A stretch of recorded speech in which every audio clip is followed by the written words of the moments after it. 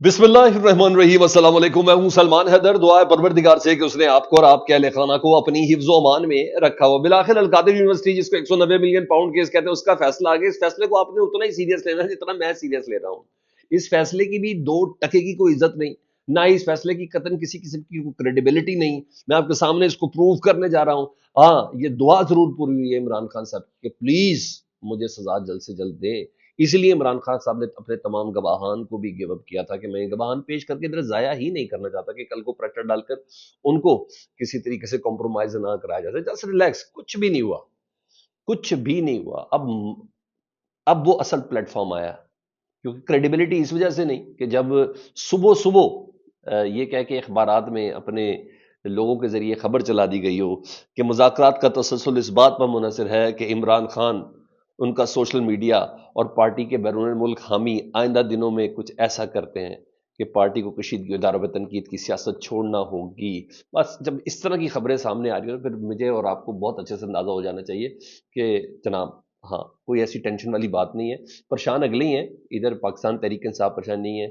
इमरान खान साहब पिछले कई दिनों से कह रहे हैं, चार चार बार इसकी समाअत मुलतवी हो गई, लेकिन बहरहाल जो सजा हुई वो मैं तो आपको बताना जरूरी समझता हूँ, और उसकी क्रेडिबिलिटी क्या है वो मैं भी आगे चल के आपके सामने मजीद रिवील कर देता हूँ ना जी। और जिस तरीके से ये फैसला सुनाया गया, जिस तरीके से इसको रब्त बनाया गया, और अब कम अज कम पाकिस्तान तहरीक इंसाफ इमरान खान और बुशरा बीबी रब्ता कर सकेंगे। बुशरा बीबी तो खैर अपनी पूरी तैयारियों के साथ बिस्तर शस्तर, पेस्ट, टूथब्रश, तौलिए बोलिए तमाम सामान लेके वो हर पेशी पे ही आती हैं कि किसी वक्त भी गिरफ्तार हो जाए। तो उनकी गिरफ्तारी भी डल गई है। जज हैं जावेद राना साहब, एहतसाब अदालत के जज, बड़े ही बेबस जज है बेचारा।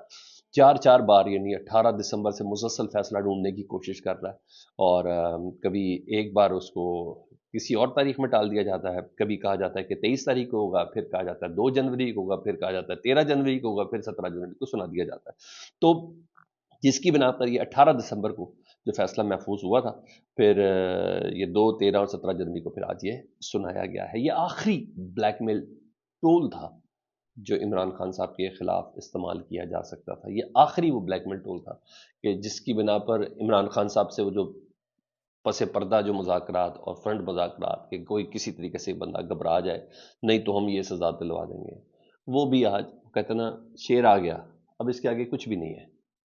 अब कोई चीज़ नहीं है। जो इन्होंने करना था वो उसकी आखिरी लिमिट थी, वो इन्होंने बहरहाल कर दिया। अब हुआ क्या है इसमें?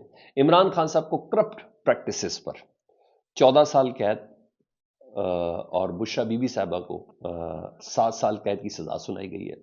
और यही नहीं, बुशरा बीबी मुआविन करार दी गई हैं, जिसकी बिना पर उनको 5 लाख जुर्माना भी करार दिया गया है, और इमरान खान साहब को 10 लाख जुर्माना करार दिया गया है। अलकादिर यूनिवर्सिटी उसको सरकारी तहवील में देने का फैसला किया, तो यकीन अलकादिर यूनिवर्सिटी का भी वही हाल होने वाला है जो पीआईए का था और जो पाकिस्तान की स्टील मिल का था। किसी ने क्या खूब कहा, तो मैंने कहा मैं इसको जरा इधर कोड कर दूं। तो अलकादिर यूनिवर्सिटी को सरकारी तहवील में, आज सुबह ही एक रिपोर्ट चल रही थी, बच्चे कह रहे थे कि हम फ्री पढ़ रहे हैं, और 200 से ज़्यादा बच्चे इस वक्त वहाँ ज़ेर तालीम है। एक कंप्यूटर साइंसेस का शोबा है और दूसरा इस्लामिक स्टडीज़ का शोबा है, जो इस वक्त मुकम्मल active with all hostel, library and lab facilities. बहरहाल इन्होंने क्या किया, जब जब किया जुल्म ही किया, और मेरा भी ख्याल है कि कम अज़ कम ये बहुत अच्छा हुआ है, और अब ये कम अज़ कम हाई कोर्ट में चैलेंज हो सकेगा। और वैसे भी ये केस बरियत का है मुकम्मल तौर पर, और 4 बार ये जज, मैंने बताया कि फैसला ढूंढने की कोशिश कर चुका है, और अब इस फैसले की वैसे भी कोई क्रेडिबिलिटी नहीं। पता है कि भाई ताकतवरों ने ये फैसला लिखवाया, ताकतवरों ने फैसला बुलवाया, ताकतवरों ने किया। हाँ, जो सुबह जिस तरीके से सिक्योरिटी अलर्ट कर दी गई, रेंजर्स, एफसी, पुलिस, और पता नहीं कौन कौन उधर भेज दिए गए, और फिर पीटीवी की लाइव डीएसएनजीज उधर लगी हैं, मुस्लिम लीग नून के रहनुमा उधर पहुंच के केस का फैसला सुनने के लिए। सुना है मरियम औरंगजेब साहबा की वालदा वो भी पहुंच गई थी, और बहरहाल एक ज़बरदस्त किस्म का मंजर था। और हाँ, वक्ती तौर पर हुकूमत ज़रूर आज खुश होगी, उनकी खुशियाँ वैसे भी वक्ती तौर पर हैं।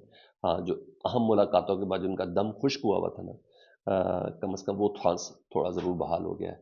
पीटीआई पहले से कह रही है कि इस सज़ा से कम अज़ कम हमें मुज़ाकरात को मुतासिर नहीं कर सकती, लेकिन मेरा मानना है कि मुज़ाकरात का टेस्ट ज़रूर बैड हुआ है। वो भी मैं बहुत हल्का कह रहा हूँ, ऐसे कैसे हो सकता है? वो बंदा सियासी कैदियों की बात कर रहा है कि उनको रिहा किया जाए, और उसी बंदे को 14 साल कैद सुना दी जाए। वो कह रहा है मेरे जितने भी वर्कर्स हैं उनको बाहर रिहा किया जाए, उसकी बीवी को 7 साल कैद सुना दी जाए, और उसके बाद कहा जाए मुज़ाकरात भी बड़े खुशाइन तरीके से करने चाहिए। एक ट्वीट से जो डरते हैं सर, آپ یہ بتائیں اس کو 14 سال قید کی، جس کو ایک ٹویٹ سے جس کے ڈرتے ہو، اور آپ جواب میں اس کو 14 سال قید دیں، پھر بھی کہتے ہیں اخلاقیات اور زمرے کا بڑا دھیان رکھنا. ابھی آگے بتاتا ہوں نا آپ کو، آپ آپ کو اندازہ ہوگا کہ میں کس بنا پر وہ تمام باتیں کر رہا ہوں. تو بہرحال سلمان اکرم راجہ صاحب ادھر تھے، فیصل چودھری صاحب تھے، بیرسٹر گوہر صاحب تھے، عمران خان صاحب کی بہنیں بھی ادھر موجود تھیں. ہمیں سب نے کہا ہمیں اس کیس سے کسی قسم کا کوئی خوف نہیں ہے. ہاں، اور سیکورٹی جو اتنی زیادہ تھی اس سے ذرا تھوڑا پتہ نہیں کیا ہونے والا ہے، لیکن بہرحال یہاں چیز تھی. یہ تو میں نے آپ کو بتایا کہ آپ نے بالکل اس کی کوئی کہہ رہا ہوں کوئی خاص، میں کہا 2% کی میں نے بولا اس طرح کوئی عزت نہیں ہے، اس کی کریڈیبلٹی نہیں ہے.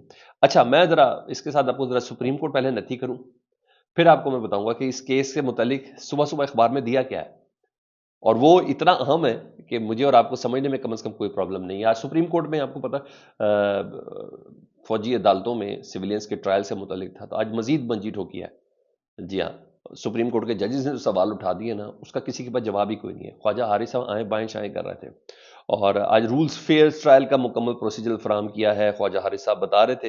اور جسٹس جمال بندو خیل صاحب نے کہا آپ ملٹری ٹرائل کے کس فیصلے سے اتفاق کرتے ہیں. جسٹس منیب اختر صاحب، عائشہ جسٹس عائشہ، اور اس کے علاوہ جسٹس آفریدی صاحب، ان سب نے یہ سوال کیا. تو انہوں نے کہا میں کسی فیصلے کے ساتھ اتفاق نہیں کرتا ہوں.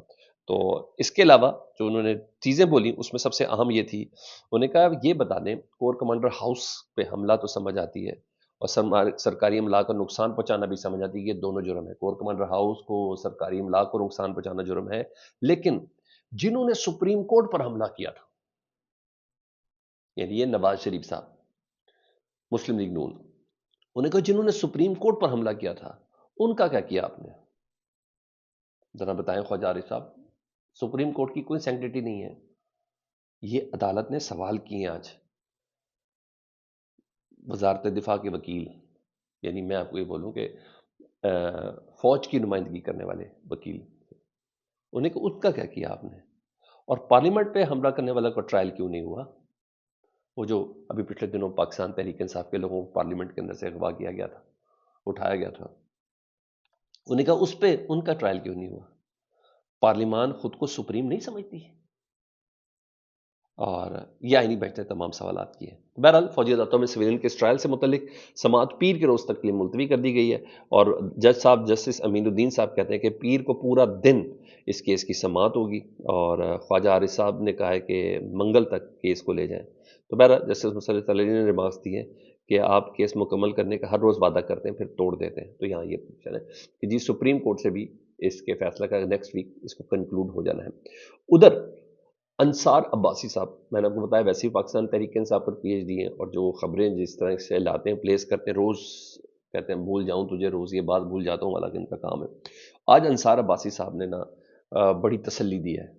ظاہری بات ہے کل سیکورٹیز رائے کے ذریعے تو خبر آ گئی کہ جی آرمی چیف بیرسٹر گوہر صاحب کی جو ملاقات ہوئی تھی اس کے اندر کسی قسم کی سیاسی گفتگو نہیں ہوئی ہے. بیرسٹر گوہر سے کیا ہے باتیں کرنی ہے، سیکورٹی پہ بات کرنی ہے، اس کے لیے تو علی مین گنڈا پور کافی تھے.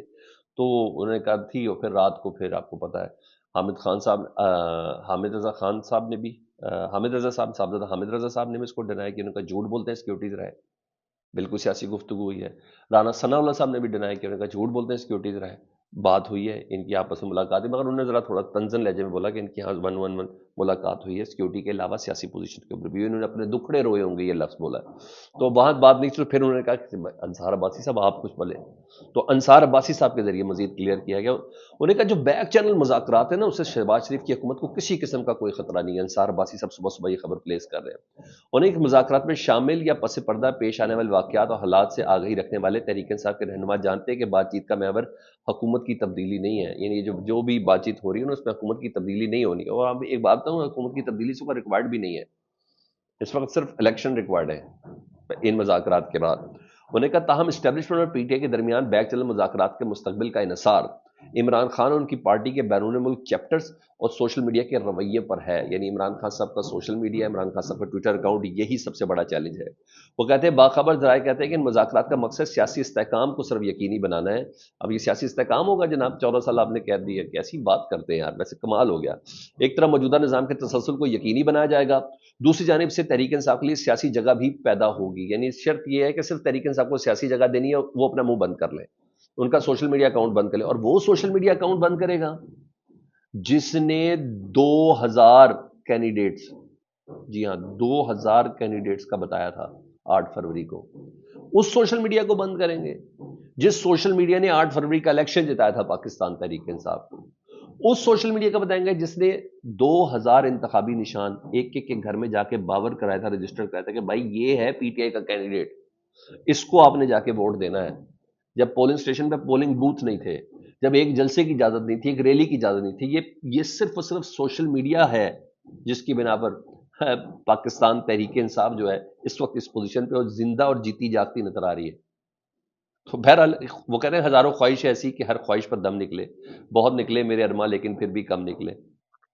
تو انہوں نے کہا بہرحال انتہائی اہم افراد کی شناخت ظاہر نہیں کی گئی، لیکن جیل میں عمران خان صاحب نے بیرسٹر گوہر سے ملاقات کے بعد صحافیوں کو بتایا کہ بیرسٹر گوہر اور علی امین نے آرمی چیف سے ملاقات کی ہے اور عمران خان صاحب کافی خوش تھے اس پیش رفت سے.